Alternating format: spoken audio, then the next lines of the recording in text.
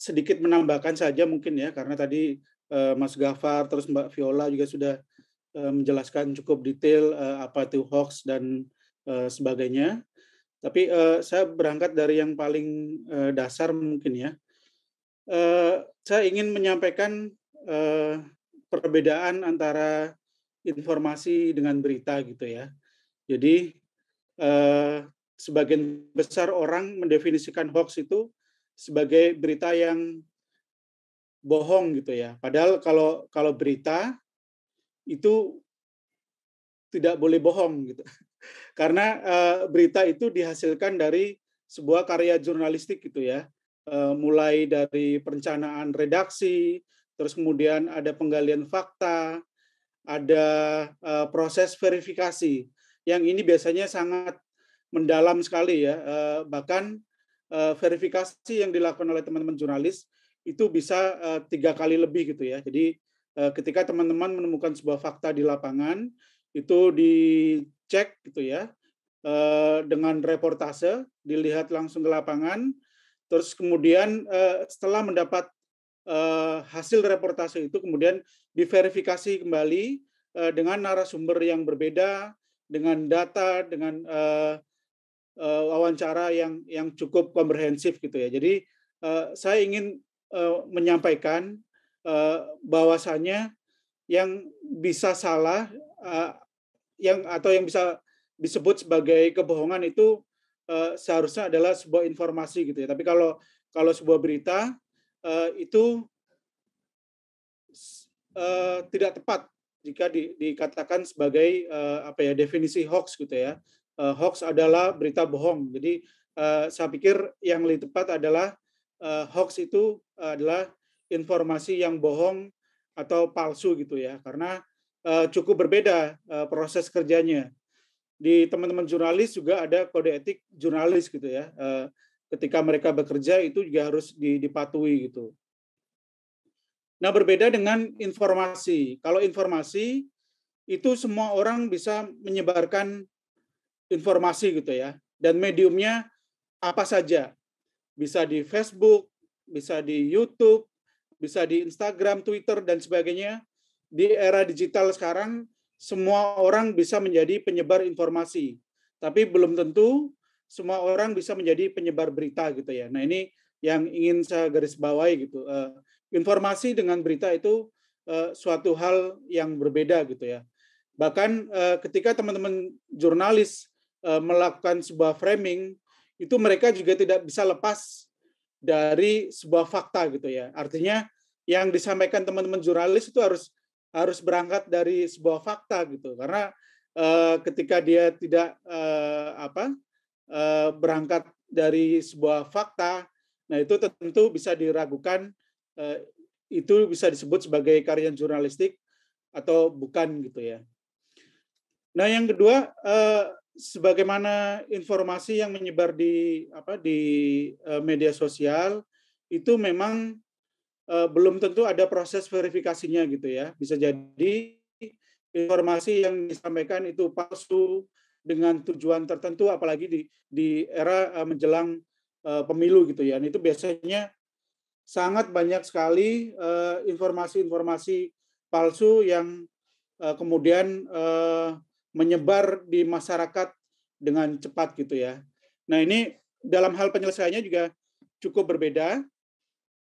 Ketika publik misalkan menemukan ada berita yang dianggap merugikan gitu ya, dianggap merugikan oleh baik penyelenggara pemilu, pasangan calon atau masyarakat biasa, itu maka sengketa beritanya harus diproses melalui Dewan Pers. Jadi publik, lembaga negara bisa mengadukan ke Dewan Pers ketika merasa dirugikan gitu ya. Nanti Dewan Pers yang akan menguji apakah berita yang dihasilkan oleh teman-teman jurnalis itu sebagai karya jurnalistik dan apakah berita yang dihasilkan itu atau karya jurnalistik yang dihasilkan itu melanggar kode etik atau tidak gitu ya. Jadi patokannya biasanya ketika nanti sudah diuji oleh Dewan Pers, maka Dewan Pers akan menentukan ini karya jurnalistik atau bukan gitu ya. Jadi itu dulu ketika sudah ditentukan sebagai karya jurnalistik, maka prosesnya harus diselesaikan di Dewan Pers. Tapi ketika Dewan Pers kemudian memutuskan informasi atau berita yang dihasilkan oleh media itu bukan karya jurnalistik, maka bisa diselesaikan dengan undang-undang yang lainnya gitu ya, bisa dengan undang-undang KUHP dan lain ITE dan sebagainya gitu. Tapi sepanjang itu karya jurnalistik, maka proses penyelesaiannya harus diselesaikan di Dewan Pers.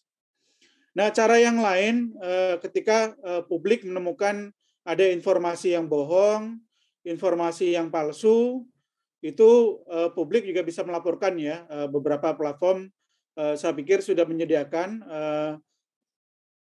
untuk pengaduan, baik Facebook, YouTube, dan media sosial yang lainnya, itu sudah menyediakan tempat mengadu bagi warga yang menemukan konten-konten yang dianggap bermasalah gitu ya. Nah, Aji sendiri untuk mengantisipasi maraknya peredaran hoax atau informasi bohong di masyarakat, khususnya di internet, ini kami di tahun 2018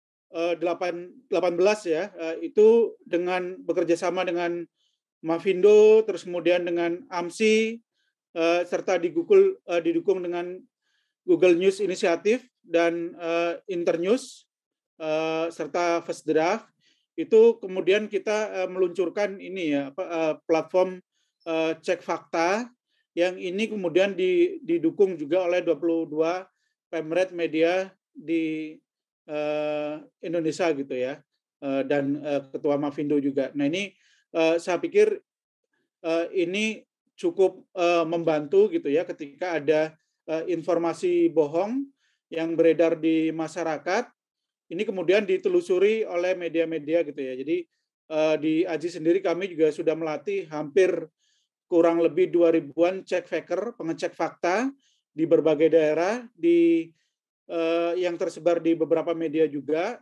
Nah ini mereka kemudian bekerja melakukan pengecekan fakta baik secara mandiri ataupun dengan kerja-kerja kolaboratif gitu ya. Ketika ada aduan yang disampaikan publik ke cek fakta, ini kemudian ditelusuri dan hasilnya dipublikasikan di media masing-masing gitu ya.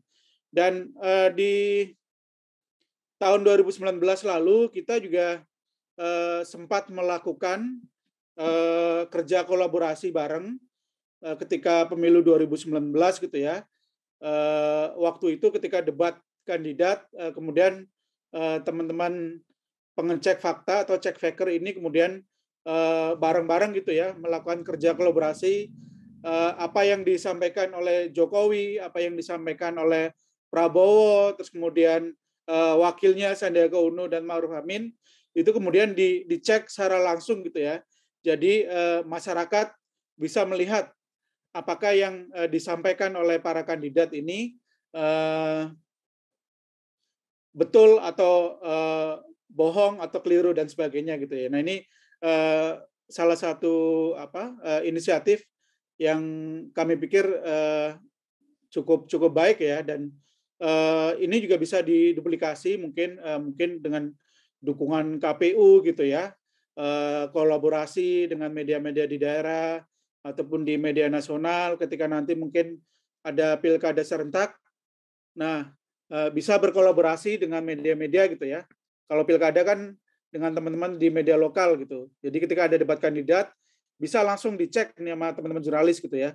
Ini kandidatnya lagi bohong atau enggak gitu ya. Nah, kalau lagi bohong bisa disiarkan secara langsung. Jadi edukasi terhadap publik bisa dilakukan dengan cepat gitu ya. Nah, ini sangat bisa dilakukan di berbagai wilayah di Indonesia ya, karena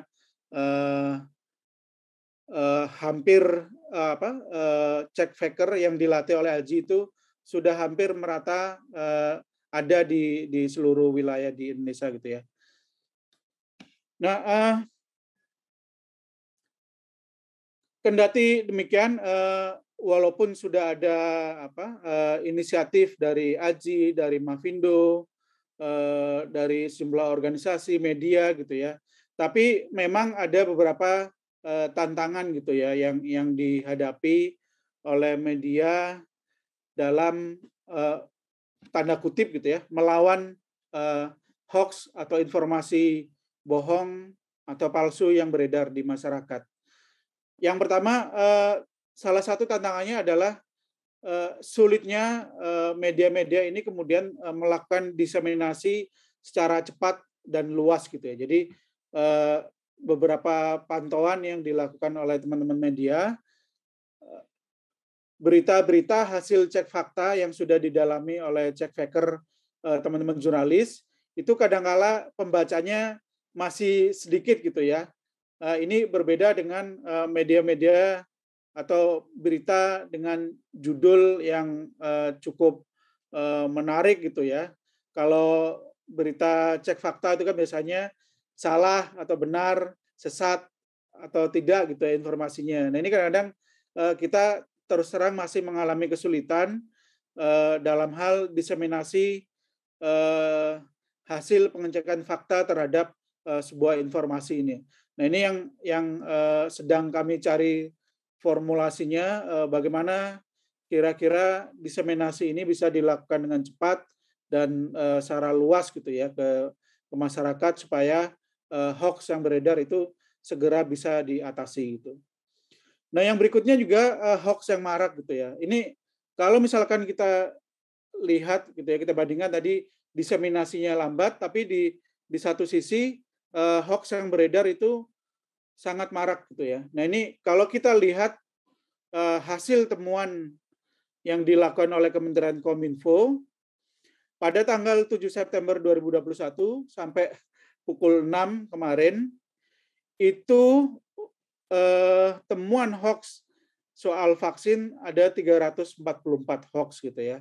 Terus tapi kita lihat sebarannya cukup luas, paling banyak di Facebook ada 2026, Instagram, Facebook, kemudian disusul oleh Twitter, kemudian disusul oleh YouTube, TikTok, dan Instagram gitu ya. Jadi paling banyak ada di Facebook. Yang sudah di take down oleh Kominfo juga cukup seimbang gitu ya, 2.209 yang sudah di take down. Tapi ini kadangkala memang kesulitannya seperti tadi ketika teman-teman sudah melakukan cek fakta, tapi kemudian hoax yang beredar itu terus cukup marak gitu ya setiap harinya gitu. Nah, berikutnya saya pikir yang perlu diwaspadai juga karena ini sudah mulai bermunculan ya di beberapa lembaga, di beberapa negara, terutama negara-negara maju gitu ya seperti Amerika dan negara maju yang lainnya. Deepfake gitu ya.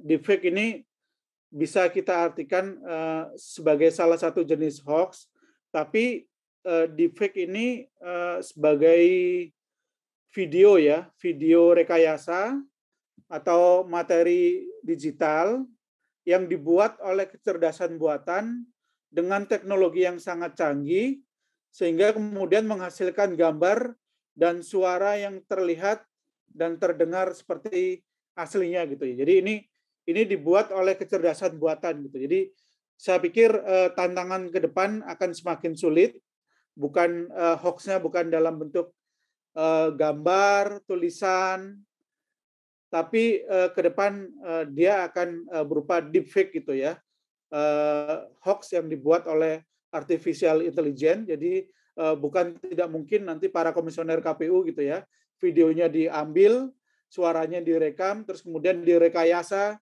dengan kecerdasan buatan gitu ya. Jadi nanti hampir sama dan bahkan sama persis di beberapa negara itu ya. Nanti ini saya pikir menjadi tantangan kita bersama bagi teman-teman media, bagi pihak-pihak terkait yang selama ini punya concern terhadap penyebaran informasi bohong ya, seperti Mavindo dan kawan-kawan. Nah, tantangan berikutnya juga yang cukup menjadi kendala bagi teman-teman jurnalis dan media atau pers nasional ini stempel hoax sembarangan gitu ya. Jadi ada beberapa kasus yang kami pantau ya, ini memang tidak berkaitan dengan pemilu atau di pemilu 2019 mungkin belum muncul, di pilkada juga belum, tapi stempel hoax sembarangan ini muncul ketika era pandemi ini. Jadi ini juga patut diwaspadai nanti ketika pemilu di 2024 dan pilkada serentak gitu ya.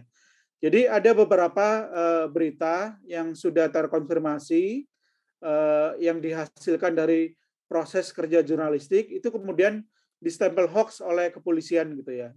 Nah nanti narasumber dari kepolisian mungkin juga bisa menyampaikan bagaimana sebenarnya proses stempel hoax di kepolisian gitu ya.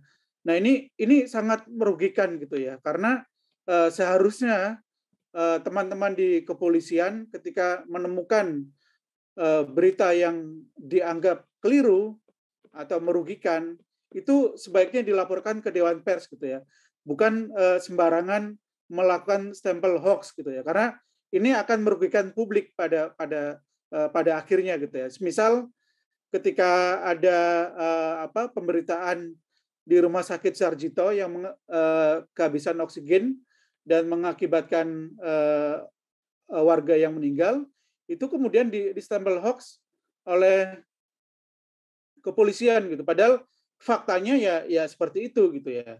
Dan yang terbaru misalkan ketika ada pemberitaan tentang ibu yang diperkosa terus kemudian melapor ke polisi tapi tidak ditindaklanjuti dan ini kemudian di stempel hoax gitu ya. Jadi teman-teman bisa membayangkan ketika era pandemi informasi yang baik terus kemudian informasi yang baik yang betul di stempel hoax. Nah, justru yang paling dirugikan adalah publik gitu ya, karena mereka tidak bisa mengambil keputusan dengan baik dan benar untuk menyelamatkan secara pribadi ataupun menyelamatkan keluarganya dan pada umumnya masyarakat yang lain gitu ya.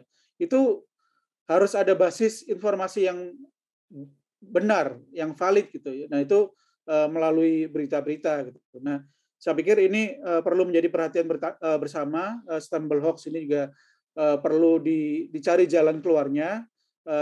Dari kami sebenarnya menyarankan kalau misalkan lembaga-lembaga negara menemukan berita yang dianggap keliru, tidak tepat atau merugikan, itu sebaiknya tidak di stempel hoax, tapi dilaporkan ke Dewan Pers ya, supaya kemudian Dewan Pers yang memutuskan apakah itu karya jurnalistik dan kemudian yang kedua apakah itu melanggar kode etik atau bukan gitu ya. Nah, ada beberapa rekomendasi yang ingin kami sampaikan di diskusi yang baik ini. Yang pertama tentu perlu ada literasi media ya.